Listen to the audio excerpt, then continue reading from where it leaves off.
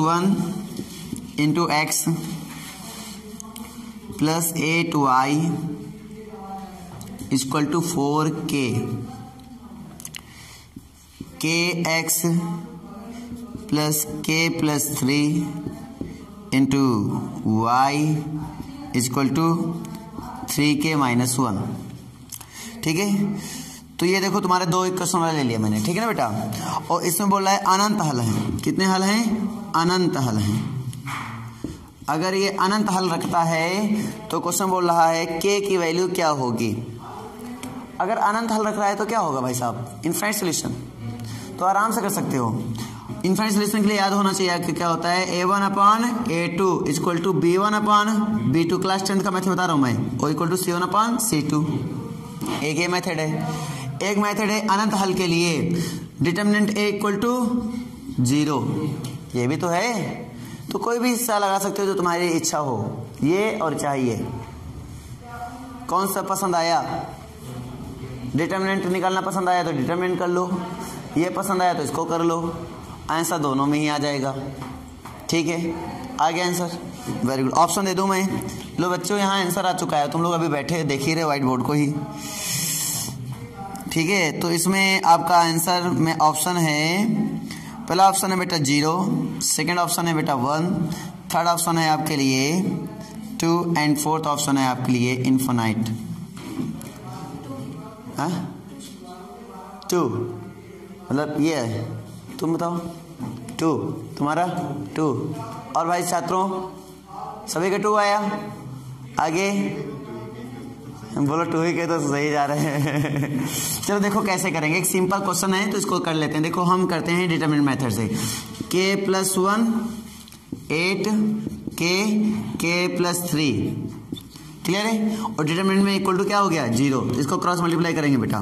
Cross multiply करो जरा, क्या आएगा? k स्क्वायर प्लस 4k और प्लस 3 और माइनस का 8k इक्वल टू 0। तो यहाँ से क्या आ जाएगा? k स्क्वायर माइनस का 4k और प्लस 3 इक्वल टू 0। कौन सा इस क्वेश्चन सेटिस्फाई करेगा? 1,3 आएगा इसमें। तो फिर तो ना तो 2 तो आया नहीं बेटा। तो नंबर ऑफ सॉल्यूशन पूछ रहा है क्या क्वेश्चन? तो k की वैल्यू पूछ रहा है क्वेश्चन। k के मानों की संख्या। अच्छा, k के मानों की संख्या क्या होगी? मतलब क्वेश्चन ही रटे हुए हैं बच्चे। हमने बोला था क्या पूरा क्वेश्चन? नहीं बोला था। k के मानों की संख्या क्या होगी? k के मानों की संख्या कितनी है? 2। तो यहाँ 2 होगी। k के मानों की संख्या क्या होगी ये बताना था। 2 पावर है तो इसलिए 2 ही होगी। ठीक है ना, आंसर 2। यानी कि कहीं ना कहीं क्वेश्चन का पहले ही रटा हुआ था। तो कोई बात नहीं। ये बता समझ में आया कि नहीं आया? और k के मान क्या होंगे वो तो अलग बात है। k के मानों की संख्या तो यहाँ से इजी तरीके से आप निकाल सकते थे। कोई डाउट हो बताओ? आ गया सब क्वेश्चन में कि नहीं आया? अरे पुराने मेथड है भाई, तुम्हारे नए मेथड नहीं है। लो तुम्हारा 2/2 भी बता दिया मैंने। ठीक है, तो 2/2 हो चाहे 3/2 हो, किसी भी हो।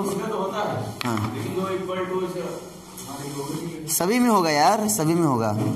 एक क्वेश्चन और दूंगा, इसको लगाओ। इसको x plus y plus z equal to lambda 5x minus y plus mu z equal to 10।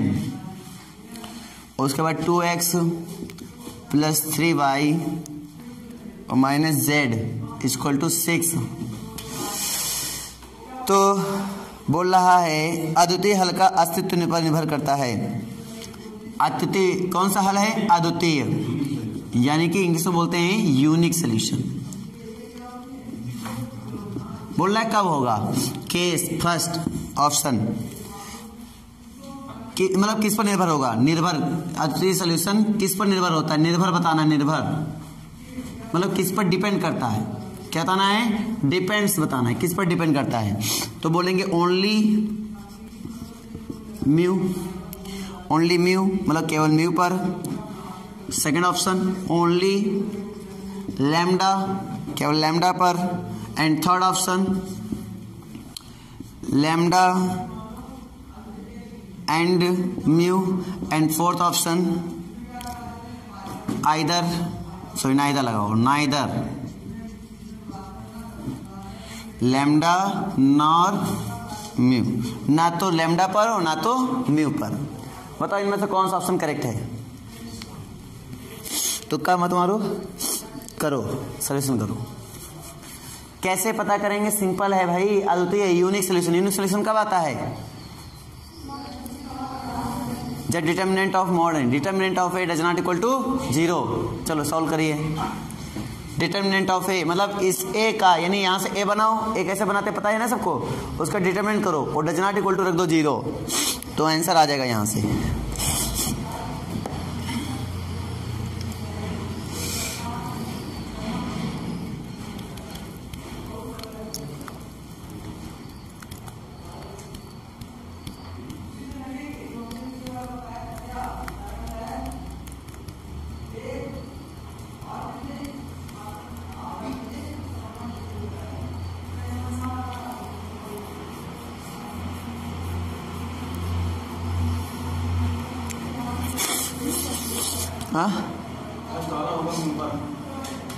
Only mu तुम्हारा क्या? Only mu. चलो चेकआउट कर लेता हूं मैं। कैसे करेंगे? डिटरमिनेंट करो। एक्स का कोएफिशिएंट कितना है? 1, वाई का 1, जेड का 1, एक्स का 5, वाई का -1, जेड का म्यू 2, 3, -1, ठीक है, और डज नॉट इक्वल टू 0। चलो भाई साहब इसको कर लो। अब एक लेंगे तो ये ढकेंगे, ढकेंगे इसका तिरक गुड़ा, ऐसे तो होता ना भाई। लैम्डा कहाँ लिखा मैंने? लैम्डा अच्छा इधर था, तो ओनली म्यू पर ही निर्भर करेगा ना। ओनली म्यू पर निर्भर करेगा। यहां से पता नहीं चलेगा, यहां से पता चल जाएगा क्या? वो वाला बनाए, वो वाला बनाए, बहुत ज्यादा सही रहेगा। कौन सा? आइक्लन फॉर्म, लैम्डा 10 और 6, वहां से पता चलेगा। ठीक है, चेकआउट कर लेते हैं बेटा इसका। चलो आइक्लन फॉर्म से कर लेते हैं। इसको 0 बनाने के लिए क्या करेंगे? तो हम करेंगे R2 replace by R2 minus 5 R1। इसको रिप्लेस करने के लिए, 0 करने के लिए क्या करेंगे? R3 replace by R3 minus 2 R1। Lambda यहाँ था ना, तो इसको यही इससे करोगे तो ज्यादा इजी रहेगा, तब पता चलेगा कि हाँ ये इस पर निर्भर करता है या नहीं। ऐसे कैसे पता चलेगा? चलो भाई साहब, तो कैसे करेंगे? अब इसको करते हैं। ठीक, अगर लैम्डा इधर होता तो इधर से ही आंसर आ जाता, लेकिन लैम्डा उधर होने के कारण हम लोग को ऐसा करना पड़ रहा है। ठीक है ना, तो ऐसे करेंगे। देखो यहाँ पे क्या होता है, तो 0 करेंगे भाई साहब, तो ये हो जाएगा आपका क्या? 1 1 1 लैम्डा। ठीक है, ये हो जाएगा 0। अब इसमें 5 से मल्टीप्लाई करके इसमें सब्ट्रैक्ट करो, कितना हो जाएगा? -6। इसमें 5 से मल्टीप्लाई करके सब्ट्रैक्ट करो तो म्यू -5। इसमें 5 से मल्टीप्लाई करके सब्ट्रैक्ट करो तो 10 - 5 लैम्डा। ठीक है, इसमें 0 बनाना है तो 2 से मल्टीप्लाई करके सब्ट्रैक्ट कर रहा हूँ। 2 से मल्टीप्लाई करके सब्ट्रैक्ट करो कि ना, 2 3 में 2 गया 1। 2 से मल्टीप्लाई सब्ट्रैक्ट करो माइनस के 3, और 2 से मल्टीप्लाई सब्ट्रैक्ट करो 6 - 2 लैम्डा। क्लियर हुआ या नहीं हुआ? अब यहाँ पे देखो ये मेरे पास मिल गया। ठीक है, अब अपन क्या करेंगे? ये 2 तो 0 हो चुके हैं बेटा। अब तुम्हें इसको 0 बनाना है। इसको कैसे 0 बनाएंगे वो समझो। इसको 0 बनाने के लिए अपन क्या करेंगे? इसमें 1/6 से मल्टीप्लाई करके क्या कर दें? ऐड कर दें। तो इस बार हम इसमें कर देंगे कि R3 रिप्लेस बाई R3 और प्लस 1/6 R2। चलो करो, तो ये क्या हो जाएगा? मैं यहाँ लिख रहा हूँ यहाँ पर, तो ये हो जाएगा 1 0 0 1 - 6 1 म्यू। ये तुम्हारे यहाँ भी पढ़ाया था हीरो, है ना? एक क्वेश्चन बताया था मैंने, वही मेथड है ये। Lambda 10 - 5 lambda. और यहाँ पे अब क्या करना है? इस वाले में हमने कितने से मल्टीप्लाई करना है? 1/6 से मल्टीप्लाई करके इसमें सब्ट्रैक्ट करना है। चलो 1/6 से मल्टीप्लाई करके सब्ट्रैक्ट करो, इसमें क्या हो जाएगा? 0। 1/6 से मल्टीप्लाई करके सब्ट्रैक्ट करो इसमें, तो -3 माइनस μ/6 और -5/6 ऐड कर रहा हूं ना, तो ऐसे तो लिखूंगा। क्लियर नहीं क्लियर? ये सबको समझ आ गया? और यहाँ पे अगर मैं कितने से मल्टीप्लाई कर रहा हूँ? 1/6 से, तो क्या हो जाएगा बेटा? तो पहले लिखूंगा 6 माइनस 2 लैम्डा और प्लस 10/6 और माइनस 5/6 लैम्डा यहाँ तक। ये अद्वितीय तभी होगा जब ये वाला पोर्शन क्या हो, डज नॉट इक्वल टू 0 हो। जब ये वाला portion does not equal to 0 होगा तो ये इसी मतलब ये कुछ भी आ जाए, इधर वाला कुछ भी आ जाए, इससे भी लगा सकते हो ना, इधर वाला कुछ भी आ जाए, कुछ भी मतलब हुआ 0 हो चाहे ना हो। याद आया ना ax इक्वल टू बी वाला मेथड, हमने कहा था b कुछ भी हो, अगर a does not equal to 0 है तो ये कुछ भी आ जाए, पूरा रियल नंबर आ जाए, ये आंसर क्या देगा, हमेशा यूनिक ही देगा, है ना। तो इसका मतलब क्या हुआ कि अगर यूनिक की बात की जा रही तो मतलब हम इतने वाले से ही मतलब रख लें, इस वाले से कोई मतलब नहीं होगा, तो इससे कोई मतलब नहीं होगा, तो यहाँ से अपना आंसर आ जाएगा। तो कितना आ जाएगा भाई साहब कि हाँ किस पर निर्भर कर रहा है, केवल म्यू पर निर्भर कर रहा है, कि 0 ना हो मतलब म्यू पर निर्भर करेगा। क्लियर नहीं हुआ, तो ये म्यू पर निर्भर करेगा, ओनली म्यू, इससे भी आया, ठीक है। और अगर हम पुराने मेथड से करते उससे क्या होता है, यानी कि determinant does not equal to 0, उससे भी अपना आता, क्या आता भाई साहब, उसको देखो 1 5 2 1 -1 3 एंड 1 म्यू और -1। अब इसमें खाली म्यू वाला है तो कैलकुलेशन किसके लिए चलेगी, केवल म्यू के लिए चलेगी, बाकी इसमें कुछ है क्या, नहीं है। मतलब जो भी होगा खाली म्यू के लिए होगा, इसका मतलब केवल इससे भी पता चल रहा है हाँ किस पे निर्भर कर रहा है, म्यू पर ही ओनली निर्भर कर रहा है। बात समझ नहीं समझे। तो दोनों तरीके से हमने सीखा और दोनों तरीके से निकल के आया कि हाँ ये जो वैल्यू है किस पर निर्भर करेगी, म्यू पर निर्भर करेगी। तो हमने ये भी देखा कि लैम्डा इधर होने से कोई फर्क नहीं पड़ा, अगर लैम्डा इधर हो जाता तो फर्क पड़ता, तो हमने ये भी ऑब्जर्वेशन से निकाल लिया। इससे ये बात बहुत अच्छे से निर्भर हो जाती है कि हाँ अगर अनंत हल होता, क्या होता, अनंत हल, तो बेटा फिर यही मैथ एकदम वैलिड होता, बहुत अच्छे तरीके से आप करते हैं, क्योंकि अनंत हल के लिए इधर वाली वैल्यू पर निर्भर होता है ना, कि ये वैल्यू 0 हो और ये वैल्यू भी क्या हो, 0 हो। दोनों सिचुएशन में दोनों 0 आनी चाहिए, तो तभी हम अनंत की बात करते हैं। तो उस वाले में हम लैम्डा पे भी निर्भर करते हैं और म्यू पर भी निर्भर करते हैं। अगर यहाँ पे क्या होता, अनंत होता, तो क्या होता, अनंत होता। तो लेकिन क्वेश्चन ने अद्वितीय बोल दिया, तो अद्वितीय में केवल हम इस वाले पोर्शन से मतलब रखेंगे जो इक्वल टू किधर है, ठीक है। और इक्वल टू किधर के पोर्शन में जो म्यू है खाली वही है, अननोन। अगर इधर लैम्डा भी होता तो मतलब म्यू और लैम्डा दोनों पर निर्भर करता। समझ में नहीं आ रही है कि नहीं आ रही बात, आ रही ना। लेकिन अगर भाई अद्वितीय, जैसे मान लो म्यू इधर होता, यहाँ कोई संख्या दे देता और यहाँ म्यू होता, भाई कोई मतलब नहीं है भाई साहब, कोई मतलब नहीं है, ना तो म्यू पर निर्भर करेगा ना तो लैम्डा पर निर्भर करेगा। अगर अद्वितीय है तो क्यों, क्योंकि वो इसके डिटरमिनेंट पर निर्भर कर रहा है। Determinant of A does not equal to 0, simple सी बात है, यूनिक सोल्यूशन होगा चाहे इधर कुछ भी रहा हो। समझ में आ रहा नहीं आ रहा है, आ रहा ना। लेकिन अगर डिटरमिनेंट ए इक्वल टू 0 आता है तब हम बात करते हैं इधर वाली पोर्शन की, तब हमारी बात बी में जाती है, तब हमारी बात आती है बी इक्वल टू 0 होगा, B does not equal to 0 होगा, मतलब तब हम इस पर चर्चा करते हैं। याद है ना, बी कौन से B, ax equal to B, जो हमने सिंगल वेरिएबल के लिए जो सोल्यूशन बताया था, याद है ना। तो हमने वहां का जो समझाया था उसका, इसका वीडियो आज पड़ जाएगा, टेंशन मत लो, आज हम वीडियो अपलोड कर देंगे, जिसने देखना चाहो देख लेना, ठीक है।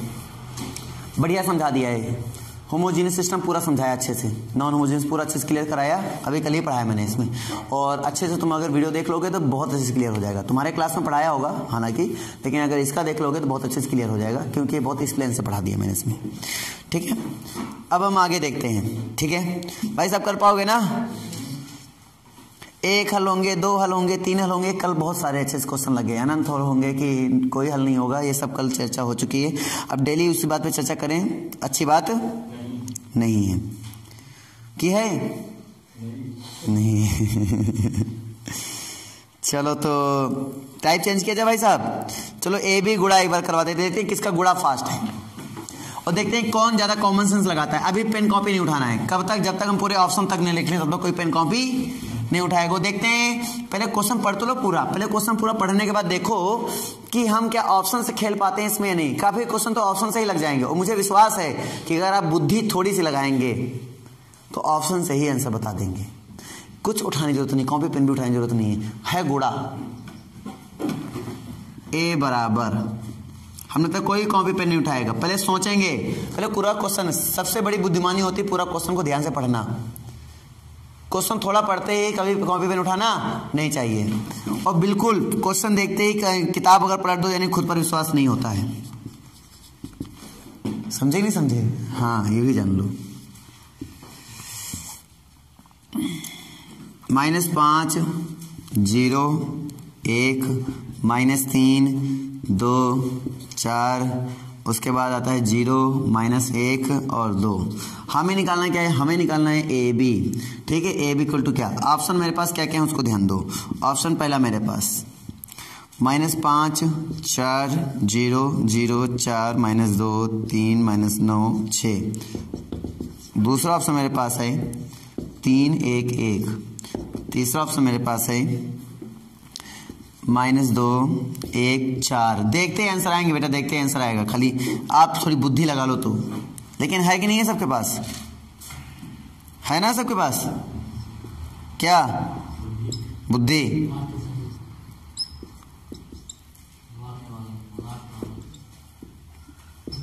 कौन सा? तीसरा ऑप्शन सही है। कैसे पता चला?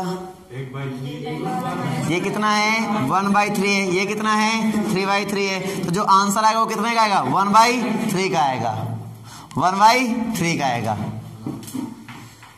क्या सीखे? बोलो ये सीखे। इससे क्या सीखे? क्वेश्चन डिफिकल्ट नहीं होता है। क्वेश्चन आप देखो, इसमें हमें गुणा करने की जरूरत पड़ी, खाली हम इससे पता कर पाए हैं कि आंसर कौन सा। क्योंकि ये कितना है 3/3 का है, तो ये तो बिल्कुल नहीं होगा। ये कितना है, ये कितना है 3/1 का है, तो ये भी बिल्कुल नहीं होगा। ये कितना है 1/3 का है, और ये कितना है 3/3 का, तो ये तो हो ही नहीं सकता। तो यही बचा था, तो करने की भी जरूरत नहीं पड़ी। अगर दो ऑप्शन 1/3 के मिलते तो करने की जरूरत पड़ती। जब एक ही ऑप्शन है तो फिर तो डायरेक्टली टिक करेंगे विदाउट सॉल्यूशन। नहीं समझ बात? इसको बोलते हैं क्या, डेफिनेशन को यूज करना। टैलेंट नहीं बोलते इसको। इसमें टैलेंट कहाँ है भाई, टैलेंट तो एक क्वेश्चन और अच्छा, छोटा मोटा क्वेश्चन है भाई, बड़े क्वेश्चन नहीं है ये सब। क्या है ना, कॉमन सेंस पर बेस्ड क्वेश्चन है। अब इसमें बुद्धिमान बच्चे क्या करेंगे, क्वेश्चन गुड़ा देखा नहीं कि ए बी पूछा, तो बुद्धिमान बच्चे पता क्या करेंगे, ए बी करने के लिए जुट जाएंगे। ये बुद्धिमान बच्चे करते हैं। लेकिन हम लोग ठहरे बाजीगर, और बाजीगर जब वो क्वेश्चन कर रहे होते तो चना चबा रहे होते हैं। कर लिया तूने? हाँ, ऑप्शन नंबर 3 था, पहले पूछ लेते हैं, हमसे बता देते हैं। हेलो। मतलब ये होते हैं बाजीगर बच्चे। तो हमने शुरुआत से अपने लेक्चर में बात बोला है कि बनो तो बनो। ज्ञानी बनना था वो 12th में बन लिया, बहुत बना ज्ञानी, बहुत क्वेश्चन देख के सोल्यूशन किया। अब आई है बाजीगर बनने की बारी। और बाजीगर बच्चा वो होता है जो क्वेश्चन देख के, अधिकतर तो ऑप्शन और क्वेश्चन से डील करके आंसर खट दे। यहाँ पे तुम्हें ऑप्शन टिक करना है भाई, यहाँ सोल्यूशन थोड़ी देना उनको कि नहीं पूरा सोल्यूशन सॉल्व ही करना है मुझे। हमें लॉजिक आते हैं, हमें सब कुछ सीख रखा है हमने। अब हर चीज, हर एक डेफिनेशन कैसे भी इस्तेमाल करके उसको छोटा करना है मुझे बस। तो इसमें वो बच्चा बाजीगर कहलाएगा जिसका कॉन्सेप्ट भी बड़ा मजबूत हो, जिसका कॉमन सेंस बराबर काम करो, सिक्स सेंस उसका स्ट्रांग हो, वही बाजीगर है यहाँ पर। क्योंकि वही चुटकियों में आंसर सॉल्व करेगा। एक क्वेश्चन और तुम्हारे बाजीगर के लिए, ठीक है? Are you Baazigar? Are you Baazigar? Okay, तो मैं देखता हूं कि बाजीगर हो या नहीं। कॉमन सेंस बेस्ड क्वेश्चन एकदम। एक ही कोटि दिया गया है, एक ही कोटि दिया गया, ऑर्डर दिया गया, कितना है m/n है। ए के लिए दिया गया m/n। मुझसे बोल रहा है बी कोई एक ऐसा आप भी होगा, कोई होगा बी है ना, मुझे नहीं पता। लेकिन बोल रहा है कि ए बी और बी ए दोनों ही परिभाषित हैं। ए बी बी ए क्या है, दोनों परिभाषित है। कॉमन सेंस लगाना खाली बस। ए बी बी ए दोनों परिभाषित है। तो बी की ऑर्डर, समझ पा रहे ना मेरी बात, यानी कोटि क्या होगी? पहला ऑप्शन m/n। एक तो बेवकूफ वाली बात है, ये बी के लिए बात कर रहा है, कॉमन सेंस लगाना केवल। दूसरा ऑप्शन n/m हो सकता है, तुम सोच के बताओगे, मैं थोड़ी बताऊंगा। m/m कौन सही है? बोला सही है। कौन पार्ट सही है? सही तो सब कुछ है फिर तो। m/n की वो है ऊपर वाली, सेकंड ये ऊपर वाली जो आपने वो बोला है वो 90 ये बस n/second ट्रांसपोज होता है तभी दोनों परिभाषित होंगे। हाँ, ये एकदम सही दिमाग लग रहा है। ट्रांसपोज होगा तभी दोनों परिभाषित होंगे। मतलब अगर m/n है तो अगली कौन होगी n/m, तभी इधर से ये कंफर्टेबल होगा। और जब पलट दोगे, इसको इधर कर दोगे तो m/n करोगे तो भी ये कंफर्टेबल होगा। समझे नहीं समझे? जब तक कंफर्टेबल नहीं होंगे, कंफर्मेबल समझ पा रहे हो ना? कन्फर्मेबल समझ पा रहे हो ना? हिंदी में बोले, मुझे आती नहीं। हाँ क्या करोगे हिंदी में जान के? तो जब तक कोई कन्फर्मेबल नहीं होता है तब तक प्रोडक्ट नहीं होता है, ये तो पता ही होगा। अगर प्रोडक्ट हो रहा है इसका मतलब क्या हुआ है? वो कन्फर्मेबल हुए होंगे। वो क्या हुए होंगे? कन्फर्मेबल हुए होंगे। समझे नहीं समझ पा रहे हो? अरे भाई पढ़ाया है कन्फर्मेबल कैसे होते हैं। तो पहली मैट्रिक्स के number of total number of columns और दूसरी मैट्रिक्स के टोटल नंबर ऑफ रोज क्या हो जाए? इक्वल हो जाए, तब वो कहते हैं मैट्रिक्स कन्फर्मेबल हो चुकी है, तभी उनका प्रोडक्ट पॉसिबल है बेटा, नहीं प्रोडक्ट पॉसिबल नहीं है। बात समझ में आई? बात समझ में आई? ठीक है, सबको आगे समझ में आगे ना? तो इस सिचुएशन में हमें बात समझ में आ गई है कि बेटा इसका जो ऑर्डर होगा वो क्या होगा? n/m होगा हमेशा। अगर m/n और n/m मतलब ऐसे मिलती हैं तो मतलब a भी पॉसिबल है और ba भी पॉसिबल है। ठीक है, इस सिचुएशन में आपने ये समझा, वेरी गुड, बहुत सही बच्चे। ऑप्शन से आंसर बताएंगे, हमने पहले ही बोला है। काफी चीजें तो खाली ऑप्शन से आंसर बताए जाते हैं, ठीक है, मतलब कॉमन सेंस। इनमें पेन कॉपी उठाने की जरूरत पड़ रही? क्या जरूरत नहीं पड़ रही ना, वो पढ़नी भी नहीं चाहिए। एक क्वेश्चन और लिख रहा हूं, रेडी? अरे हाँ ना बोल भाई, जोश नहीं है क्या? फुस हो रहे हो तुम लोग बड़ी जल्दी? रेडी? ये मारो बेकार। बॉर्डर पिक्चर किसने किसने देखी है? देखिए, तो जब सामने वाले मुल्क के यानी दुश्मन जो आते हैं उनमें, ठीक है, हमला करने आते हैं, तो इधर सनी देओल वगैरह यानी जितने हीरोज होते हैं ठीक है, वो सैनिकों से बुलाते हैं ना, कौन सा है, क्या बुलवाते हैं? कोई नारा होता है उनका आपस में, जो बोले सोनिया और फिर सत श्री अकाल। तो ये जब बुलवाते हैं तो कितनी तेज आवाज उठती है कि जो सामने वाले मुल्क की जो सैनिक होते हैं उनको लगता है कि ये 250-300 लोगों की बटालियन नहीं है, 350 की, यहाँ तो 1,500-2,000 लोग हैं हजारों की बटालियन है। मतलब समझ पा रहे हो? समझ पा रहे हो? खाली एनर्जी की वजह से, और फिर 250-200 ही लोगों की बटालियन, और उन पर सबसे पहला प्रभाव पड़ा मस्तिष्क पर, डर, वो बहुत जरूरी है वो पड़ गया, वो हार गए। किसी को हराना है तो पहली चीज को डरा दो। तुम डर गए, जैसे क्वेश्चन देख के डर गए तो जान लो पहले तुम हार गए, और तुमने डरा दिया, अरे जाओ तुम्हारे से 75 क्वेश्चन देखे थे ना, और इसी लो, यानी वो डरा, वो डरा। हारेगा कौन इस बार? अब क्वेश्चन हारेगा भाई साहब, लगेगा भैया क्वेश्चन दौड़ते हुए लगेगा, देखना डर नहीं लगेगा। चलो क्वेश्चन उठाएं, a इंटू ए डैश निकालना है, a इंटू ए डैश निकालना है। ऑप्शन सुनिए भाई साहब, ऑप्शन सुनिए खाली। 14 ले लो, 14 है ये, ओनली 14। सेकेंड ऑप्शन 1 4 3, देखिए मारो। ऑप्शन भी ऐसे दे रहे हैं जैसे लग रहा है बच्चे तो ऐसे भी देख के बता देंगे नहीं होगा।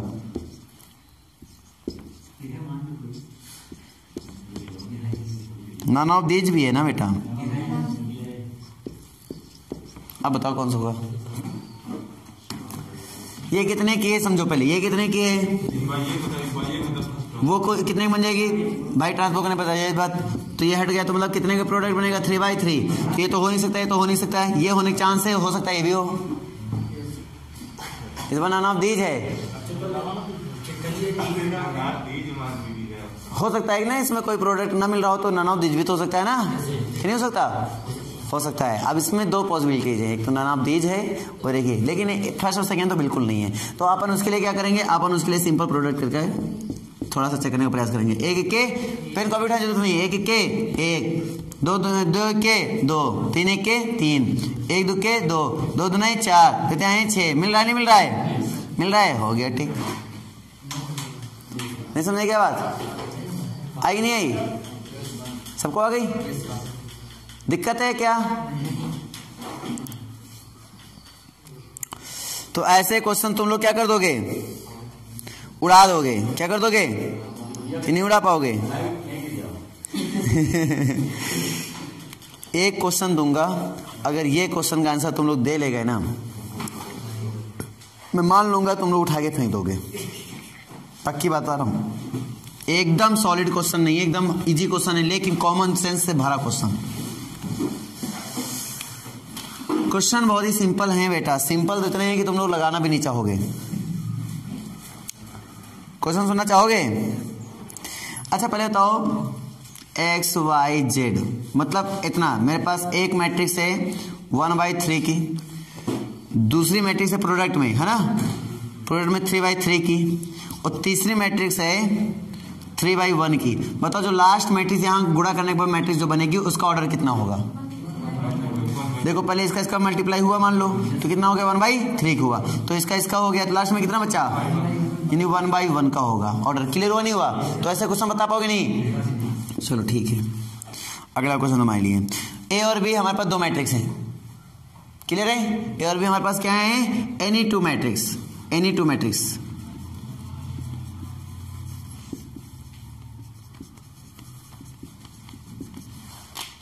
हिंदी में लिख दें? कोई दो आप भी हो?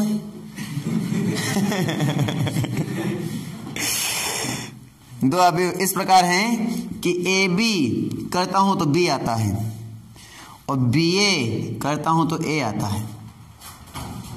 क्या सीखे? ए बी करता हूं तो बी आता है, बी ए करता हूं तो ए आता है। तो A square plus B square क्या आएगा? Option number first 2ab, option number second 2ba, option number third a plus B, option number fourth ab। तुम बताओ क्या आएगा? मुझे नहीं पता, मैं तो पूछ रहा हूं।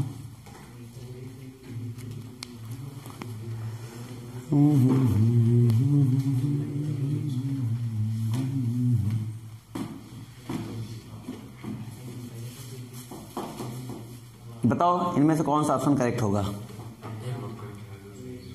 हाँ?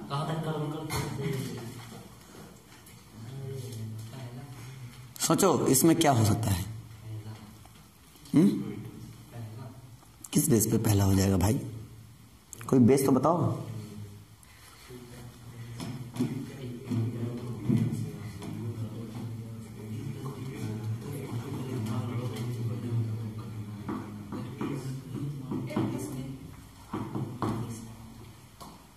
चलो ए प्लस बी इधर आंसर आया, और बताओ।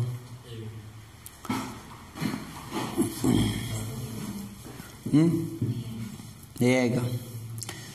चलो पूछ लेते हैं कैसे आएगा? किस में? अच्छा ए की वैल्यू रख देंगे, इसमें बी की वैल्यू रख देंगे। अच्छा चलो इनके कहने के अनुसार प्ले कर लेते हैं ना। तो मैं दीदी ने बोला, दीदियों ने बोला, है ना, दीदियों ने बोला कि थर्ड ऑप्शन होगा। उनका तरीका ये है कि ए की वैल्यू इसमें रखा जाए सर, रख दिया मैंने। फिर उन्होंने बोला कि बी की वैल्यू रखा जाए सर, रख दिया मैंने। अब मैं दीदी से पूछना चाहूंगा, दीदी अब क्या करें? दीदी अब क्या करें? अब रुको बता रहे हैं, दीदी ने खुद नहीं किया था।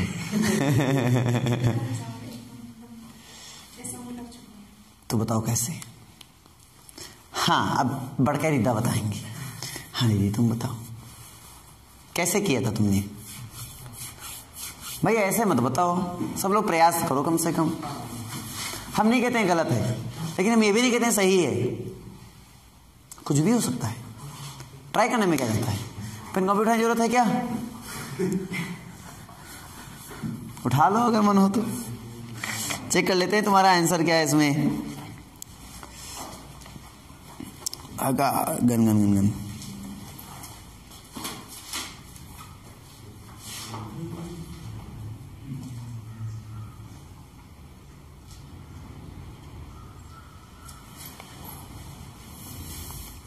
आंसर रटे पड़े बच्चे। हाउ लगा है, हाउ, हमें आंसर तो मतलब नहीं है, हाउ लगा है। हाँ आंसर तो रटे पड़े हैं, आंसर की तुम सुनेंगे ना तो फिर हम पगला जाएंगे। आंसर तो रटे पड़े हैं सब। कोई बता दे कैसे हम मान लेंगे हाँ सही है? हाँ बताओ कैसे? एनीबॉडी है कोई भाई बंद?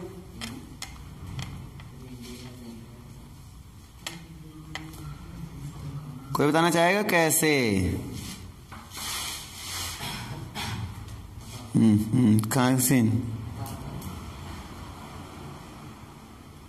बोल दे भाई, इतना क्यों सुना रहा है? तस्मा का भी होना चाहिए, इनकी ऐसी की तैसी।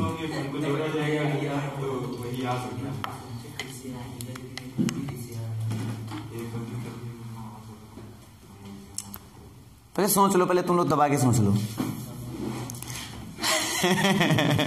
हाँ दबा के सोच लो। सोचा? दबा के सोचो।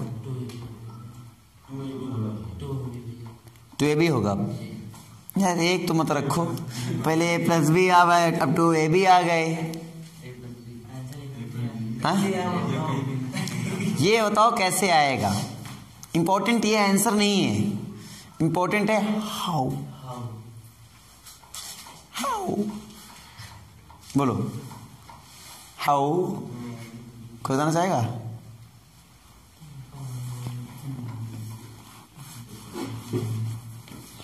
चलो ध्यान देते हैं। ए स्क्वायर का मतलब क्या हुआ? ए इंटू ए, प्लस बी स्क्वायर का मतलब क्या हुआ?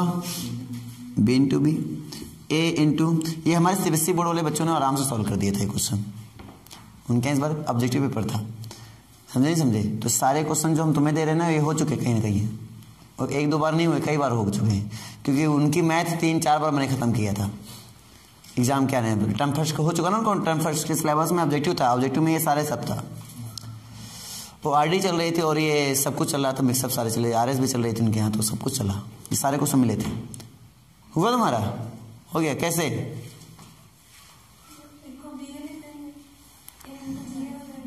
ए को बी ए लिख देंगे, ए को बी ए लिख देंगे इधर। हाँ अच्छा यहाँ पे लिख देंगे, वो तो चलो ठीक कर ही रहे हैं। फिर ए को इधर क्या लिख देंगे? बी ए लिख देंगे। चलो यहाँ बी ए लिख दिया मैंने, और प्लस, और यहाँ पे बी को मैं क्या लिख दूंगा?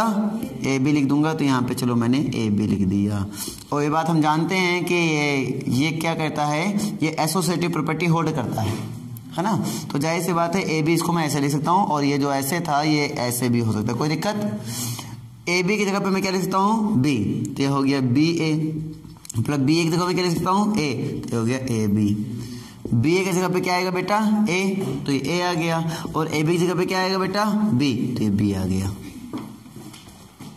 पहुंचा ए स्क्वायर प्लस बी स्क्वायर से कहां तक? ए प्लस बी तक। ये ऐसे आता है।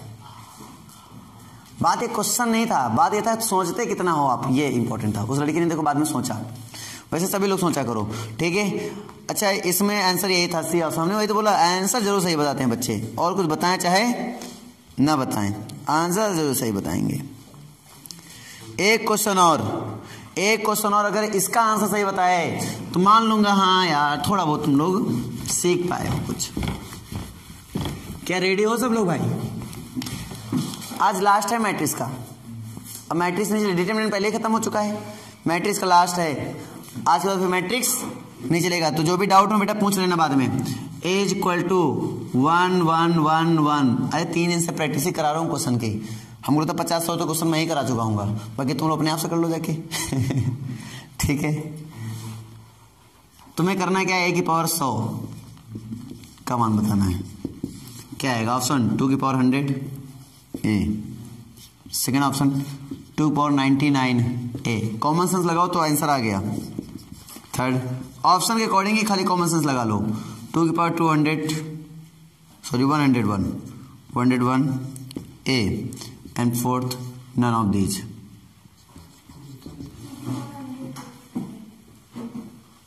कॉमन सेंस नहीं है, थोड़ा कम है 99 से। अरे ए तो ऑलरेडी एक पावर में कहा 2 आया, एक पावर में 2 की पावर 0 चल रहा है। सभी में ए लगा हुआ, तो मतलब ए पे तो डिस्कस करेंगे नहीं, पावर पे डिस्कस करें। तो यहाँ 1 है, यहाँ 0, इसका मतलब 1 कम होगा। हमने कोई गुणा नहीं किया, हमने कॉमन सेंस डायरेक्टली लगा लिया, क्योंकि 2 पावर सभी में चल रहा है। इसका मतलब गुणा करने पर सभी 2 आ रहा होगा, ये भी कॉमन सेंस से निकल के आ रहा है। इसका मतलब क्या हुआ? पावर पे डिस्कस करेंगे। तो 1 पे 0 आ गया, पक्की बात 2 पे कितना आएगा? 1 आएगा पावर।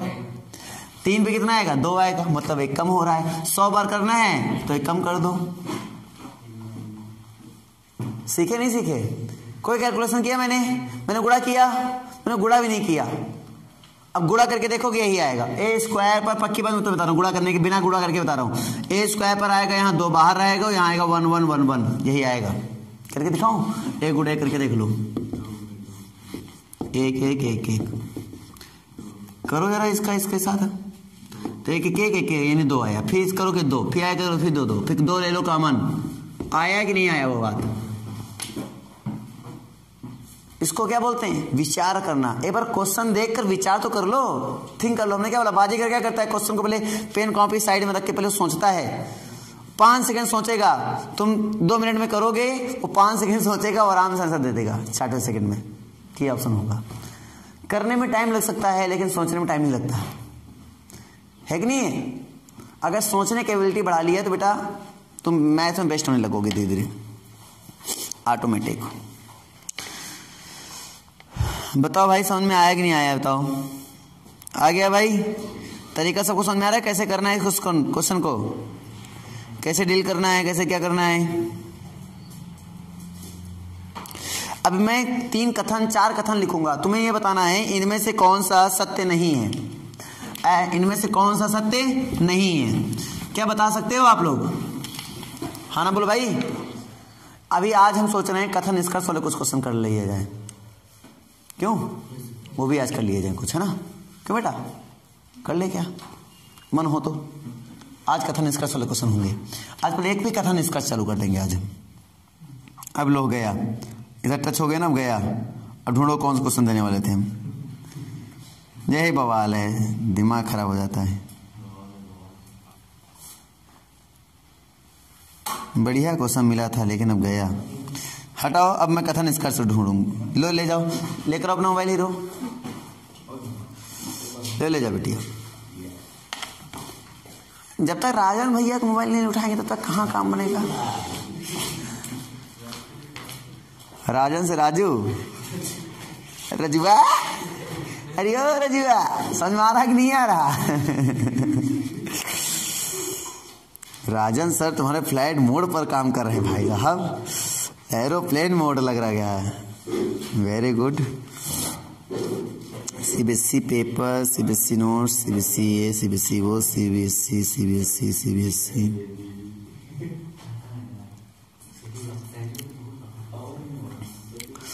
चैप्टर का नाम तुम्हें याद ही है तुम लोग को? चैप्टर नाम क्या है जरा बताओ? ये भी भूल गए। किसका जो हम पढ़ा रहे हैं और किसका?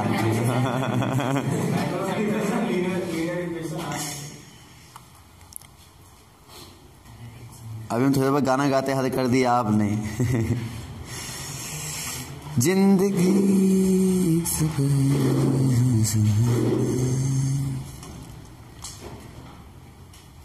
Matrix and determinant. पहले मैट्रिक्स के क्वेश्चन करते हैं फिर डिटरमिनेंट पे आते हैं। राजन भैया चल जाओ चल जाओ चल जाओ। चल गए चल गए चल गए चल गए। डाउनलोड होने वाला है होने वाला है होने वाला है। आज राजन भैया 523 KB पर सेकंड से रफ्तार से चल रहे हैं खुला। इसके भी क्वेश्चन भेज दूंगा बेटा, कर लेना तुम लोग। इसके भी क्वेश्चन भेज दूंगा, बड़े अच्छे क्वेश्चन इसके भी। प्योरली इसमें असर्शन रीजन वाले भी क्वेश्चन तुम्हें मिलेंगे। क्वेश्चन सुनना चाहोगे असर्शन रीजन के? क्वेश्चन सुनोगे मजा आ जाएगा। ऑप्शन अपने पास 4 रहेंगे हमेशा। हर कोई भी क्वेश्चन ऑप्शन में बस वही 4 सेम क्वेश्चन रहेंगे। ऑप्शन तो पहले लिख देता हूं मैं। ऑप्शन सभी सेम होते हैं ना बेटा, तो ऑप्शन तो सेम चलने वाले हैं, तो ऑप्शन में कोई दिक्कत नहीं है। तो ऑप्शन क्या होने वाला है? पहला ऑप्शन होगा कि both A and R, both A and R true but R is correct, but correct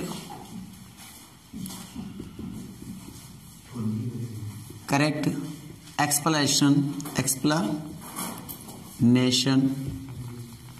of A, ये पहला ऑप्शन। सेकेंड ऑप्शन रहेगा आपका इसमें कि बोथ, यहाँ तो सही है, बोथ A एंड R हाँ true but not correct explanation. ठीक है, ये नॉट वाला है ना पोर्शन। बाकी ए आर दोनों करेक्ट हैं, ए एंड आर क्या हैं, करेक्ट है, ये करेक्ट है, इसमें भी करेक्ट है। क्लियर है? दो अंदर है कि एक्सप्लेनेशन इसमें फॉलो कर रहा है, इसमें एक्सप्लेनेशन फॉलो नहीं कर रहा है। A is true but R is false. A is false but R is true। भाई मेरे पास 4 ऑप्शन ये फिक्स रहेंगे, हर एक क्वेश्चन में यही ऑप्शन चलने वाले हैं, ठीक है ना। तो क्या आप लोग तैयार हो? अरे हाँ ना बोल। I am ready। ओके, अब पहला क्वेश्चन आपके स्वागत के लिए, एक पहला क्वेश्चन रेडी आपके लिए। बेटा पहला क्वेश्चन कह रहा है असर्शन, यानी ए में दिया गया आपके सामने, ये असर्शन है, ठीक है। If A is a square matrix, बोल रहा है if A is a square matrix such that, A क्या है, स्क्वायर मैट्रिक्स, मतलब समझते हो, वर्ग आप भी है। तो मेरा क्वेश्चन कह रहा है कि A is a square matrix such that, A square दिया गया ए स्क्वायर दिया गया ए, और यहां पर एक बात और लिखी गई देन उसके बाद लिखा गया आई प्लस ए का whole square, I plus A का होल स्क्वायर और minus 3a is equal to I, ये ठीक है। रीजन क्या है, रीजन ये असर्शन दिया गया था तुम्हारे सामने। रीजन ये है कि a इंटू आई बराबर आई इंटू ए बराबर ए। बताओ कौन सा ऑप्शन करेक्ट होगा? क्वेश्चन समझ में आया तुम लोग को? ये ऐसा है तो क्या ऐसा होता है, पहले ये तुम मन में चेक करो। अगर ऐसा होता है तो क्या इसके लिए ये जो कंडीशन रीजन दिया गया सही है?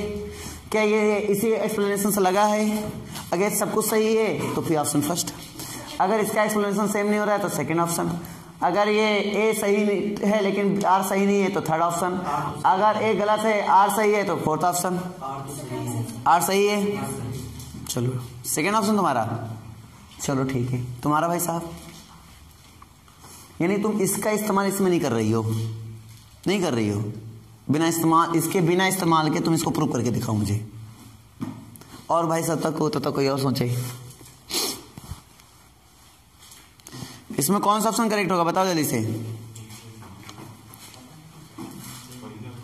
पहला ऑप्शन। भाई थोड़ा कॉमन सेंस लगाया करो, ए स्क्वायर की जगह पर ए लिख सकते हो। चलो मैं इसको उठाता हूं left hand side, I plus A का होल स्क्वायर माइनस 3 है। देखो ए प्लस बी का होल स्क्वायर क्या होता है, A square plus B square और प्लस 2ab, 2 इंटू ए इंटू बी और माइनस 3a। यहां तक समझ में आ गया नहीं आ गया? आई स्क्वायर का मतलब आई, ए स्क्वायर का मतलब ए, और यहां मतलब 2ia, ia बराबर कितना होता है ए। इस्तेमाल हुआ भवानी, ए और माइनस कितना 3a, ए 3a हो गए, काम खत्म है। तो कुल मिला के क्या बचा आई मतलब आ रहा है, मतलब ट्रू है, तो ये क्या है, ट्रू है, ये भी ट्रू है, ये भी ट्रू है, दोनों ही ट्रू हैं, दोनों ट्रू। इसका मतलब इसका यूज भी मैंने इसमें किया, कुल मिला के फर्स्ट गया। हुआ समझ में आया? इसको ऐसे डिस्कस करते हैं माइंडली। क्लियर हुआ? कुछ उड़ा दोगी वहां एग्जाम में भी, हम समझ पा रहे हैं, उड़ा दोगी। अगला क्वेश्चन, ये भी पीडीएफ भेज दूंगा, एसएसएन रीजनल भी पीडीएफ भेज दूंगा ना, इसको भी करना तुम लोग। इसमें केस बेस्ड क्वेश्चन भी मिलेंगे तुम्हें, केस बेस्ड क्वेश्चन, मजा आ जाएगा तुम लोग को। अगला ध्यान से सोच समझ के करना है। एसर्शन दे रहा है, क्वेश्चन नंबर 2 एसर्शन दे रहा है। क्या दे रहा है भाई साहब? एसर्शन दे रहा है कि 700,007 ठीक है, is a scalar matrix, is a scalar मतलब समझते हो? अच्छा राबियो, स्केलर मैट्रिक्स। रीजन क्या दे रहा है? रीजन ये है कि if all element of the principal diagonal are equal, if all element of principal diagonal principal diagonal are equal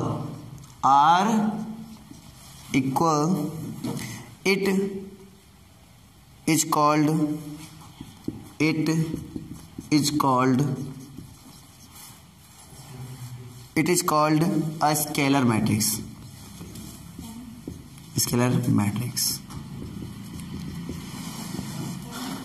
हाँ, पहला सही है, पक्का? गलत बताया तुम लोगों ने। सावधानी पूर्वक डेफिनेशन को पढ़ा जाता है। ये स्केलर मैट्रिक्स है, बिल्कुल है, क्योंकि ये डायगोनल मैट्रिक्स है, उसके सभी प्रिंसिपल डायगोनल क्या हैं? सेम। बोलो यही तो बोल रहा सर नीचे, बोलो यही बोल रहा होगा भैया जी। सबसे बड़ी बात हमने बोला ये डायगोनल मैट्रिक्स है। हमने क्या बोला? ये डायगोनल मैट्रिक्स है और इसके स्केलर एंट्रीज यानी कि ये वाले एंट्रीज, समझना मेरी बात को, इसको बोलते हैं प्रिंसिपल डायगोनल। उसके सभी एंट्रीज क्या हैं? सेम। इन्होंने खाली ये बोला कि all element of principal diagonal are equal, बिल्कुल सही बोला इन्होंने, गलत नहीं बोला। लेकिन ये स्केलर होता है, ये गलत बोला भी, क्योंकि सबसे पहले स्केलर होने के लिए इसको डायगोनल होना पड़ेगा। इसको क्या होना पड़ेगा? डायगोनल होना पड़ेगा। ये डायगोनल मैट्रिक्स पहले बने, तब इसके प्रिंसिपल डायगोनल्स अगर सेम होंगे तब मैं इसको स्केलर बोल सकता हूं। डेफिनेशन में मैंने क्या सिखाया है? ये तो सिखाया ना कि पहले डायगोनल मैट्रिक्स बनेगा तब उसको हम ये बात चेक करेंगे। मतलब ये डायगोनल मैट्रिक्स का सब होता है, मतलब देखा जाए सभी स्केलर डायगोनल मैट्रिक्स होते हैं, बट सभी डायगोनल मैट्रिक्स स्केलर नहीं होते हैं। प्रॉपर्टी भी मैंने सिखाई होगी अच्छे से, जब मैं पढ़ाता हूं तो सब कुछ सिखाता हूं।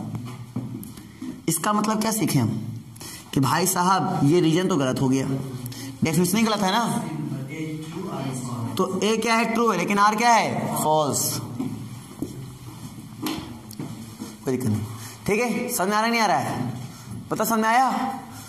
डेफिनेशन इसलिए पढ़ो भाई साहब, मजा तभी आएगा।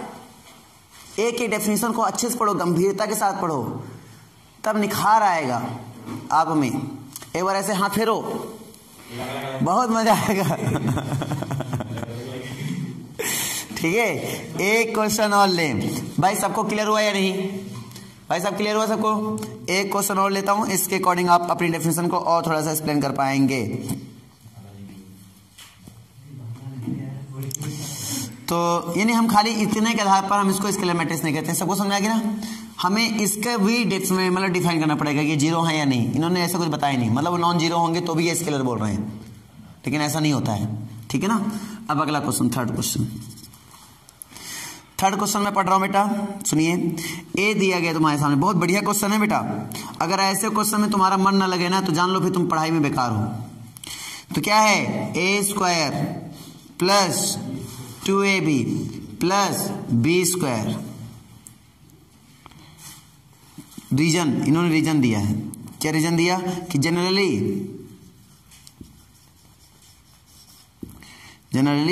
ए B does not equal to B A होता है। पहला ट्रू है। क्या ए प्लस बी का होल स्क्वायर बराबर A square plus 2ab plus B square होता है? नहीं होता, वो बी ए और ए बी होता है। तुम सोचो ये होता है? सही है? तुम्हारे कौन कौन सही होगा? भैया गलत है, ये सरासर गलत है। ये आप मैट्रिक्स में ऐसा नहीं लिख सकते हैं। क्यों? क्योंकि ए, देखो ध्यान से, ए प्लस बी का होल स्क्वायर का मतलब क्या हुआ? A B, A plus B हुआ कि नहीं हुआ? ये बताओ।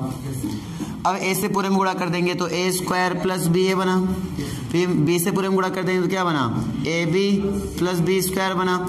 अब ये दोनों बराबर हो ऐसा जरूरी नहीं है, कई बार हमने एक क्वेश्चन बताया होगा।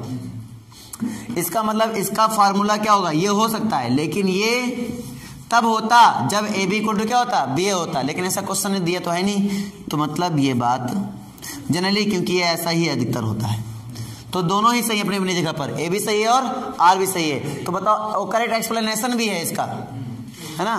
तो बताइए क्या होगा, कौन सा ऑप्शन होगा? फर्स्ट होगा। वेरी गुड बच्चों, अब तो थोड़ा बहुत पकड़ रहे हो मेरे अकॉर्डिंग। अब मैं अगला क्वेश्चन उठा रहा हूं, इसको बताना, रफ कर दूं ये सब। अच्छा, ऐसा रीजन में मजा आ रही नहीं आ रही है? इसमें थिंक ज्यादा करना पड़ता है।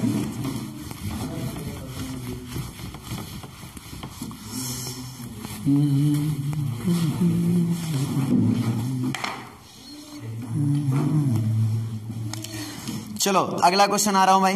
क्वेश्चन आपके सामने, आपके स्क्रीन पर, ठीक है? तो उठाते हैं। इसमें बोला है कि A and B are two matrices such that both A B and B A are defined. A B और बी ए दोनों डिफाइंड है, खाली ये लिखा है, इक्वल है ये नहीं लिखा। A B and B A defined है, ये बात तो सही है, लेकिन इक्वल है ये बात नहीं है, ये बात याद रखना। डिफाइंड बोला इन्होंने, तो इसका मतलब एसर्शन इन्होंने क्या दिया भाई साहब? एसर्शन इन्होंने दिया कि ए प्लस बी और A minus B is equal to A square minus B square, है ना? अरे रुकते भाई, ये क्वेश्चन ने दिया, मैंने थोड़ी लिख रहा हूं। रीजन कि A plus B A minus B is equal to A square minus A B plus B A और माइनस बी स्क्वायर। बताओ कौन सा ऑप्शन करेक्ट होगा?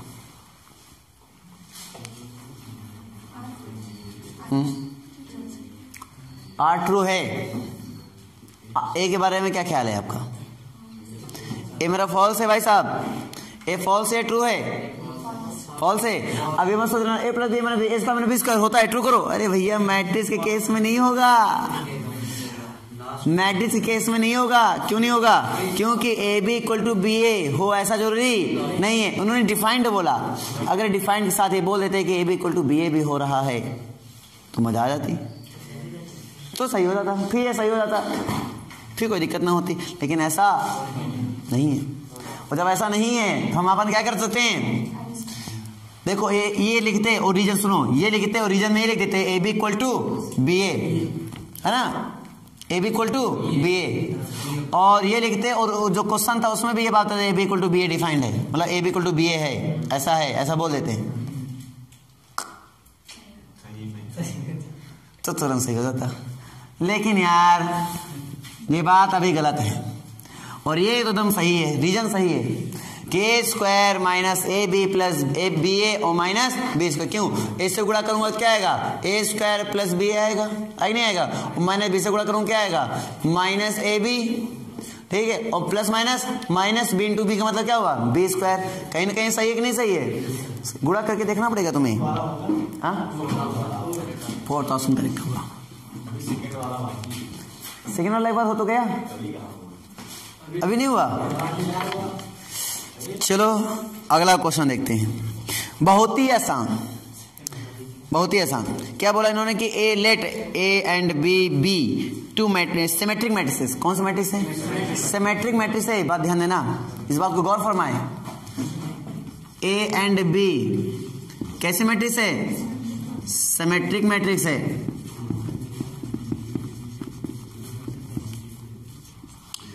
मैं फिर से बोल रहा हूं, जिसको इसके बारे में पूरा ज्ञान नहीं है तो मेरी एक वीडियो बनी हुई है इस पर, ऑलरेडी पड़ी हुई है, क्लास 12th के मैथ वीडियो में देखना, जाके फाउंडेशन मैथ में मिल जाएगी तुम्हें। क्लियर नहीं क्लियर? समझ में आ रही नहीं? समझ में आ रही है? उनको देख लेना, समझ में आ जाएगी। वो सीबीएसई बोर्ड का लेक्चर मैंने रिकॉर्ड किया था, तो वो था, और सीबीएसई बोर्ड के लेक्चर में जाहिर सी बात उसमें एक्सप्लेन बहुत भरपूर किया होगा मैंने, और डिस्कस बहुत बेहतरीन करता हूँ। नॉइस को भूल कर, नॉइस उसमें काफ़ी है, ठीक है, तो नॉइस को भूल कर अगर तुम पढ़ोगे, कॉन्सेप्ट पे फोकस करोगे तो तुम्हें समझ में आ जाएगा। अगर नॉइस को फोकस करोगे तो फोकस कर, समझ में नहीं आएगा।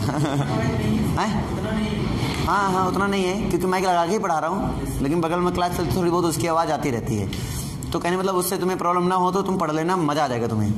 सिमेट्रिक मैट्रिक्स, और इसके सिमेट्रिक मैट्रिक्स बहुत अच्छे से एक्सप्लेन किया मैंने, बहुत अच्छे से एग्जाम्पल भी दिया, सबको समझा भी दिया अच्छे से, बाकी तुम्हारी मर्जी। तो क्वेश्चन ये कह रहा है कि assertion A B A and A B A are symmetric,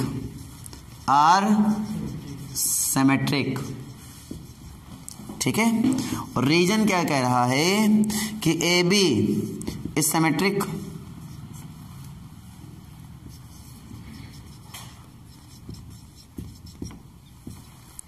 matrix if matrix multiplication with a and b कह रहा है, a and b क्या कॉम्यूटेटिव है, मतलब कॉम्यूटेटिव, हाँ कॉम्यूटेटिव, ठीक है बात। कॉम्पिटेटिव समझ पा रहे हो ना, A dot B equal to B dot A, product में कॉम्पिटेटिव है, प्रोडक्ट में बोल रहा है कॉम्पिटेटिव है। तो भाई साहब अब मुझे बताओ कौन सा ऑप्शन जा रहा है, ए जा रहा है, बी जा रहा है, सी जा रहा है, डी जा रहा है, कौन सा जा रहा है? मतलब ए सही है और बी भी सही है, ए सही है, बी भी सही है, लेकिन इसका एक्सप्लेनेशन सही नहीं है।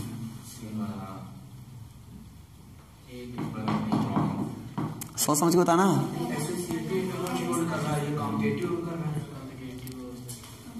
वो एसोसिएटिव होल्ड कर रहा है, हाँ ये कॉम्पिटेटिव कर रहा है। हाँ तो कोई मतलब ही नहीं दोनों से, मतलब वो अपना कर रहा है, ये अपना कर रहा है, भी सही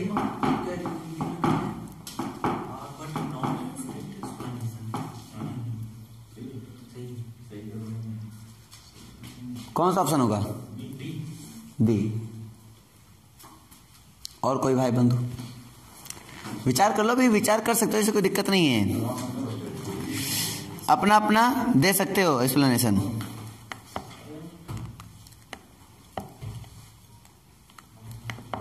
कोई भी कैसे भी आंसर दे सकते हो, कोई दिक्कत नहीं है। 20 राइट आंसर, आगे बढ़ाया जाए, बीजा राइट आंसर। चलो अगला क्वेश्चन देखो। आई थिंक अब तो क्वेश्चन समझ में आ गए कि कराऊं दो चार ऐसे क्वेश्चन और? हाँ एक क्वेश्चन और करा दूं, बस एक क्वेश्चन और बस, बाकी आप करते रहना घर में। फिर कुछ वो वाले करा दिए जाए ना, क्या बोलते हैं, आई थिंक एसेशन रीजन तो क्लियर हो गया, केस बेस्ड क्वेश्चन करा देंगे कुछ, case based question. Case based question थोड़ा सा होते भी हैं, एक ही केस बेस्ड में लेकिन काम भी खत्म हो जाएगा टाइम का। ऑप्शन तो याद ही है ना, ऑप्शन तो याद है ना, ये दो मिटा दिए मैंने याद हो गए होंगे। करेक्ट एक्सप्लेनेशन हो गया तो ऊपर, करेक्ट एक्सप्लेनेशन नहीं हुआ तो नीचे, अगर एक सही हुआ तो तीसरा और एक गलत हुआ तो चौथा, है ना। ऑप्शन याद हो गए होंगे, कोई दिक्कत वाली बात नहीं है। सिंपली बोलते हैं, असर्शन में बोल रहा है कि ए और बी, सुनना ध्यान से, ए और बी दोनों सिमेट्रिक हो। क्या हो भैया? सिमेट्रिक। बोल रहा है A B minus B A, इसकी सिमेट्रिक। अगर ये होगा then A B minus B A इसकी सिमेट्रिक। समझ में आ गई? रीजन ये बताओ ट्रू या फॉल्स, तुम्हें विचार करो इस पर। ए बी का whole dash equal to B dash into A dash, reason भी सही है, ऊपर वाला प्रोपोर्शन भी वो भी सही है। अब ये क्या इसको एक्सप्लेन कर पाता है? देखो इसका यूज इसमें होता ही नहीं होता है, होता है? बिल्कुल होगा, बिल्कुल होगा भाई साहब। बिना ट्रांसपोज के तुम सिमेट्री में कूदोगे कैसे? बिल्कुल होगा, बिना ट्रांसपोज के तुम सिमेट्री में करोगे क्या? सिमेट्री के लिए केस क्या होता है? A dash equal to A, transpose of A equal to A. बताओ, मैं करके बताऊं क्या? करके बताऊं या आता है? क्यों बताया नहीं था तुम्हारे पीरियड में? तुम्हारे क्लास में बताया था मैंने। ए देखो, ए सिमेट्री का मतलब क्या था? देखो ए, ठीक है, ये गिवन में जाएगा। अब हमें इसको प्रूव करना है, इसको चेकआउट करना है, इसकी सिमेट्रिक होता है या नहीं। कैसे चेक करेंगे? इसकी सिमेट्रिक का मतलब होता है अगर उसका ट्रांसपोज को तो क्या आना चाहिए? माइनस ए आना चाहिए। चलो इसको हम नाम देते हैं पी। क्या नाम देते हैं इसको? पी। पी इक्वल टू हमारे पास है A B minus B A. अगर हम बेटा ये प्रूव कर लेते हैं P transpose equal to minus P, तो कहानी खत्म, कहानी खत्म। तो कैसे प्रूव करेंगे, ध्यान देना। तो ट्रांसपोज लिखा तो ट्रांसपोज, हाँ बिल्कुल ट्रांसपोज करेंगे।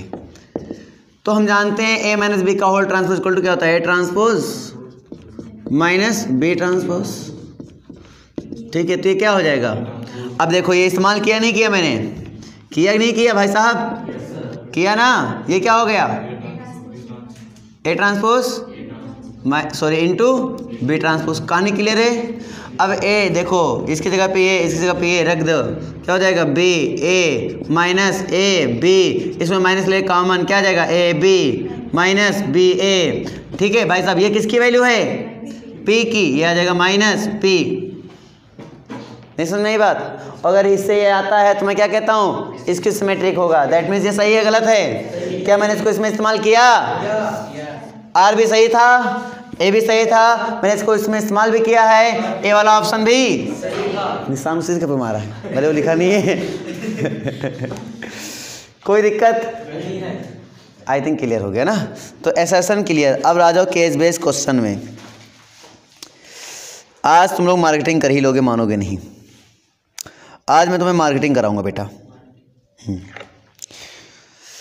केस बेस में है क्या? एक केस दिया जाएगा, उस पर बेस क्वेश्चंस होंगे, वो हमें आंसर देने होंगे।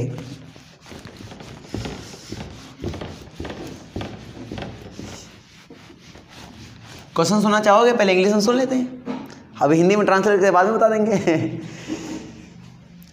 बोला अटेम्प्ट एनी पार्ट सब पार्ट्स फोर सब पार्ट्स फ्रॉम ईच क्वेश्चन सब कैरी 1 1। वो तो दिया जाता है कि सब पार्ट्स दिए गए, उनके एक एक क्वेश्चन एक एक नंबर का है। क्वेश्चन सुनिए। बोला read the following test and answer the following questions with the basis the same. ये छोड़ो, हम क्वेश्चन पढ़ते हैं। A manufactures products produce 3 stationery products, pencil, eraser, sharpener, जानते हो ना? Which he sells in 2 markets. इसको बेचना है कितने मार्केट में? 2 मार्केट्स में। Okay. Annual sales are indicate below. वो एक एनुअल सेल्स है यहाँ पे इंडिकेट किया जा रहा है। 2 मार्केट बेचा है, एक ए में एक बी में। ये मेरे पास मार्केट है बेटा, ठीक है। और इधर हम लिखेंगे अपने प्रोडक्ट।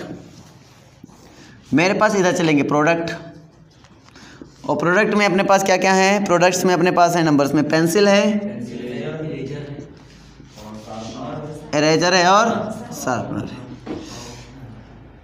शॉर्पनर है, शार्पनर है। 10,000, ठीक है। और मार्केट देखो, जब मार्केट मैंने ए में बेचा पेंसिल को तो 10,000 में आया, और यहाँ बेचा तो मैंने किस में आया? 6,000, ठीक है। इसमें 2,000 और इसमें 20,000, इसमें 18,000 और इसमें 8,000। क्लियर हुआ कि नहीं हुआ? क्वेश्चन तुम्हारे सामने है, ठीक है। तो ये बोल रहा है, यहाँ तक समझ में आया सबको भाई? अब इसमें हमारे पास स्टेशनरी दुकान वगैरह बनी हुई है तो दिखाने की जरूरत है नहीं। मार्केट बनी हुई तो दिखाने की जरूरत नहीं है इसमें, ठीक है। 2 मार्केट यहाँ पे हैं। अब यहाँ पे देखो क्या बोल रहा है, आगे सुनो क्या बोल रहा है। If the unit sale price of pencil, unit sale मतलब समझो एक सेलिंग के लिए, एक पेंसिल के लिए कितना है? Sale price of pencil, eraser and sharpener are. Pencil के लिए जो दिया गया है वो दिया गया है 2.50 रुपीज़।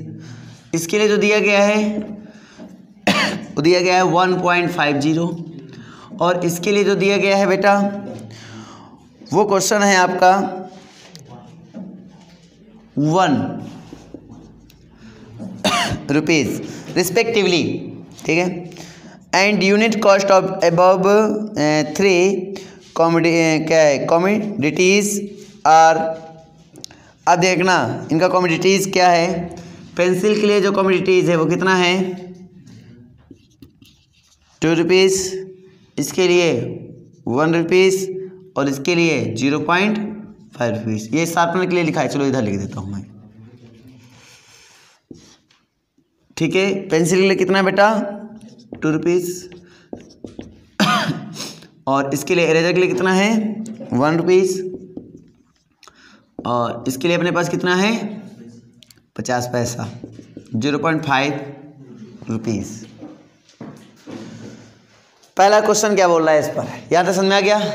ये केस बेस्ड क्वेश्चन है, इजी क्वेश्चन होते हैं, इजी होते हैं और क्या इजी होते हैं। टोटल, हाँ लंबे बहुत होते हैं। टोटल रेवेन्यू कितना है वो बताना है। रेवेन्यू कि टोटल हमने कितना कमाई की ऑफ मार्केट है, मार्केट ए में बेटा, market A option number first 64,000 की, ऑप्शन नंबर सेकंड 60,400 की, ऑप्शन नंबर थर्ड रुपए में है सब, ठीक है, ऐसे डॉलर में नहीं है। हाँ, बेचो रुपए में, कमाओ डॉलर में है, ऐसा नहीं।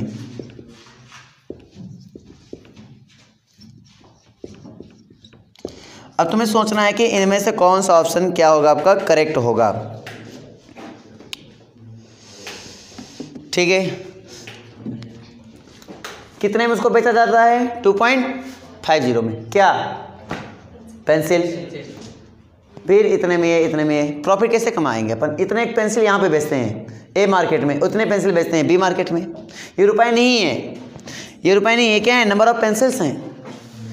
अगर एक पेंसिल का मूल्य है 2.50, अगर एक पेंसिल का मूल्य है 2.5 रुपया, ऐसे समझो, और एक इरेजर का मूल्य है 1.5 रुपया, और एक शार्पनर का मूल्य है 1 रुपया, तो 10,000 पेंसिल कितने रुपए में बेची होगी? सुनो पहले बात को कि कैसे क्वेश्चन डील करते हैं।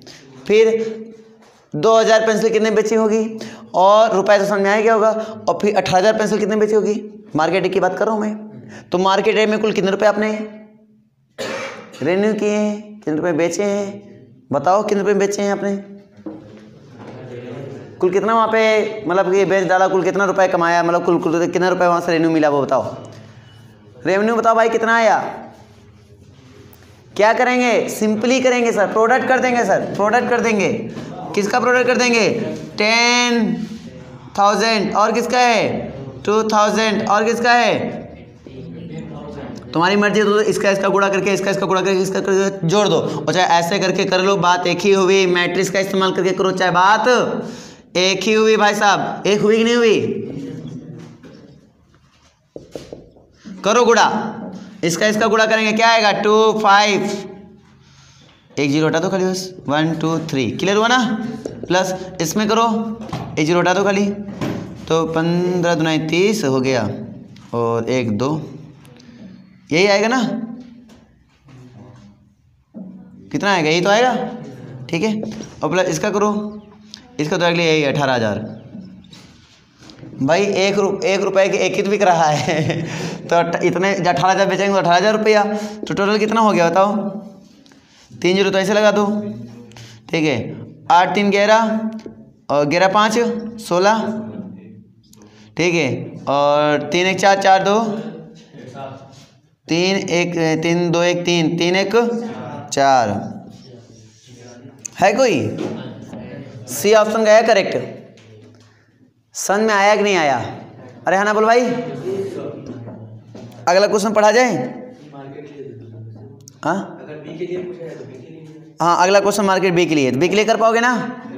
बी के लिए करके दिखाओ,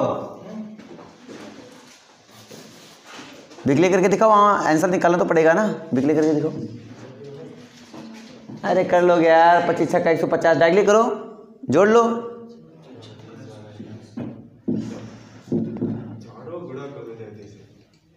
और क्या, गुणा तो करना ही पड़ेगा।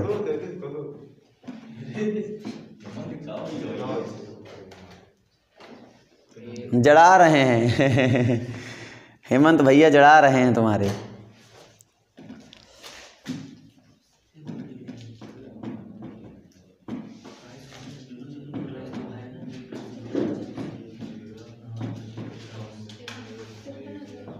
हम्म, 53,000 बिल्कुल सही आंसर है। 53,000 बेटा। दीदियों के लिए स्वागत किया जाए इस बात को 53,000 एकदम सही आंसर। आगे बढ़ाया जाए भाई।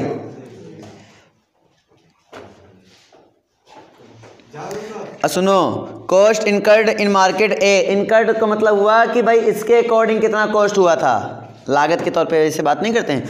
तो इसके अकॉर्डिंग कितना रुपए हुआ मार्केट ए में, तो 2 रुपए के अकॉर्डिंग कर लेना। जहाँ 2.5 रुपये चलता था वहाँ क्या चलेगा? 2 रुपये।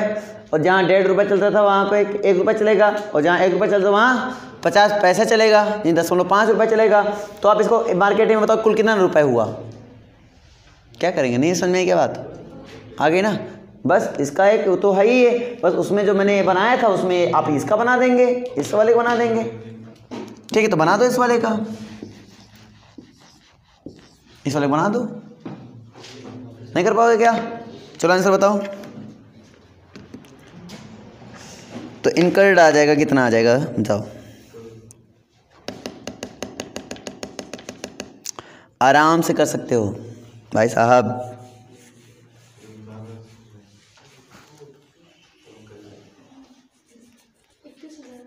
हम्म, 31,000, 31,000 सही है। तो देखो, इतने में खरीदा, इतने में बेचा, प्रॉफिट कितना कमाया? तो समझो, खरीदा और बेचा, ज़्यादा में बेचा, कम में खरीदा, जाहिर सी बात है प्रॉफिट तो होगा ही होगा। नहीं समझे क्या बात? प्रॉफिट बताने के लिए क्या होता है, बेचे वाले में खरीदा वाला क्या करना पड़ता है, माइनस, यानी एसपी में किसको माइनस करना पड़ता है, सीपी को माइनस करना पड़ता है। तो क्या निकल के आता है, प्रॉफिट। अगर मैं तुमसे पूछूं प्रॉफिट कितना कमाया, तो आप क्या करेंगे, माइनस जाके करेंगे। किसमें? तो जो पहले निकाला था वो बेचा वाला था, जो अब निकाला है वो खरीदा वाला है। तो बेचे वाले में खरीदे वाले को क्या करेंगे, माइनस, यानी एसपी में सीपी को माइनस कर देंगे, तो आपका आंसर आ जाएगा। कर पाओगे या नहीं, पहले बताओ? कर पाओगे ना भाई साहब? कर पाओगे ना? पहले में इसमें कितना आया था, जिस 46,000 आया था, अभी कितना निकाला तुमने? तो तुरंत इसमें घटा दो 15,000, तो 15,000 आ गया आपका। क्लियर हुआ या नहीं भाई? क्लियर ना, 15,000 आ गया। इसी टाइप से अगला वाला भी निकालेंगे बी वाले के लिए। कर पाओगे? तो ऐसे होते हैं क्या, प्रॉफिट। तो टोटल प्रॉफिट कितना हुआ, इसको बोलते हैं, टोटल प्रॉफिट बोलते हैं gross profit in both market. तो gross profit in both market कितना हुआ, तो हम टोटल ऐड कर देंगे। तो 15,000 इसका, 17,000 उसका प्रॉफिट होगा। 15,000 इसका, 17,000 उसका, दोनों ऐड कर देंगे, कितना आ जाएगा, 32,000। दोनों को ऐड करना पड़ेगा ना बेटा। 15,000 इसमें प्रॉफिट, उसका प्रॉफिट जोड़ देंगे, आंसर आ जाएगा। तो ये होते हैं केस बेस्ड क्वेश्चन। बताइए, केस बेस्ड क्वेश्चन में अप्रोचिंग समझ में आई, कैसे अप्रोच करना है कि नहीं आई? आई ना। बेसिकली जो क्वेश्चन दिया जाता है खाली उसको विजुलाइज करिए, आपको ऑटोमेटिक आने लगेगा बेटा, उसमें ज़्यादा हार्ड नहीं होता है। और केस बेस्ड क्वेश्चन बहुत ही आसान होता है, बस केस थोड़ा ढंग से समझना होता है। बस एक बार केस को अच्छे समझ लो तो कुछ उसमें क्वेश्चन में दम नहीं होता, क्योंकि वो कई बार में डिवाइड होता है ना, तो क्वेश्चन भी छोटे छोटे हो जाते हैं। तो आज के लिए इतना ही। बताओ कौन सी बुक में? अच्छा, वो पीडीएफ जो मैंने भेजी थी। अच्छा, तुमने ग्रुप में एक क्वेश्चन भेजा। चलो, ये पीडीएफ भी तुम्हें भेजे देते हैं, जहाँ मन हो लगा लेना। तुम लोग जब जाना चाहो तो जा सकते हो, कोई दिक्कत नहीं है ना।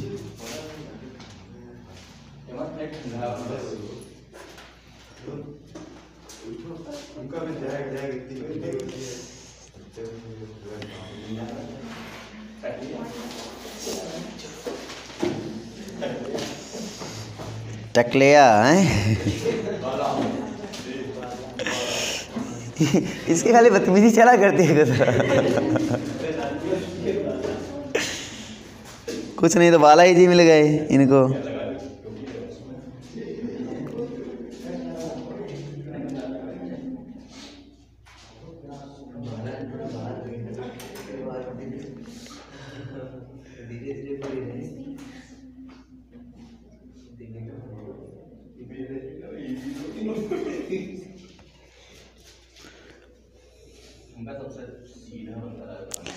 सीधा साधा क्वेश्चन है बेटा, एकज सैखंडज है। जो पी है वो एकज सैखंडज है। भैया सैखंडज में तुम फॉर्मूले सिंपल से पढ़ो ना।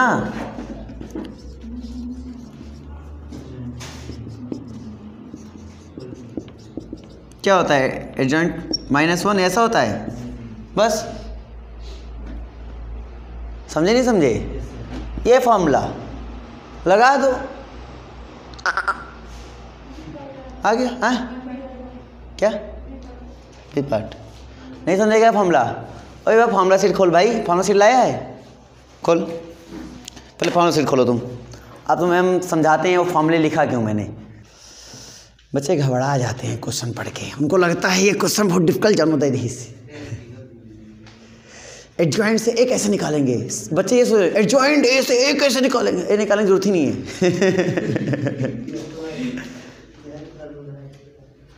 किसका निकालना है? मैट्रिक्स वाले का डिटरमिनेंट का निकालना है, डिटरमिनेंट का। हाँ लेकर आओ जरा, लेकर आओ बेटा, हमें देने का कष्ट करो। गर्मवान सीट पे ठंडा आ जाइए। सबसे बड़ी समस्या यही चलती है। ये यहाँ महाराज जी, ये 7 नंबर फार्मूला क्या लिखा है? Determinant of adjoint of A equal to determinant of A के होल पावर n माइनस 1। समझो बातों को खाली। मतलब P तुम्हें दिया गया है बालक, P तुम्हारे पास एडजॉइंट ए है, P के एडजॉइंट ए मतलब इसका डिटरमिनेंट। व्हेन एल्पेट्री 2 3 नहीं है यहाँ पे शायद 2, व्हेन 3 n माइनस 2 4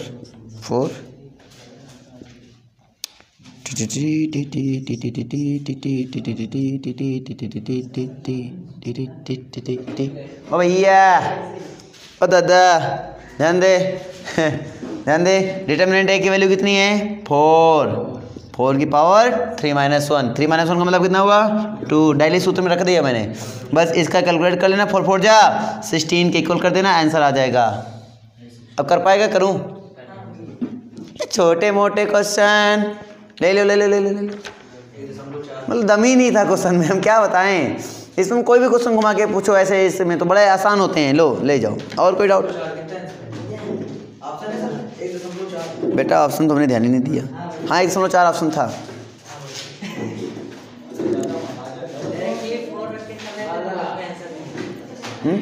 ऐसे 4 कैसे रख देंगे यार? तो सोच देखो 4 कैसे रख देंगे? फार्मूला n-1 में पावर में है, तुम इसको ध्यान नहीं दे रहे हो।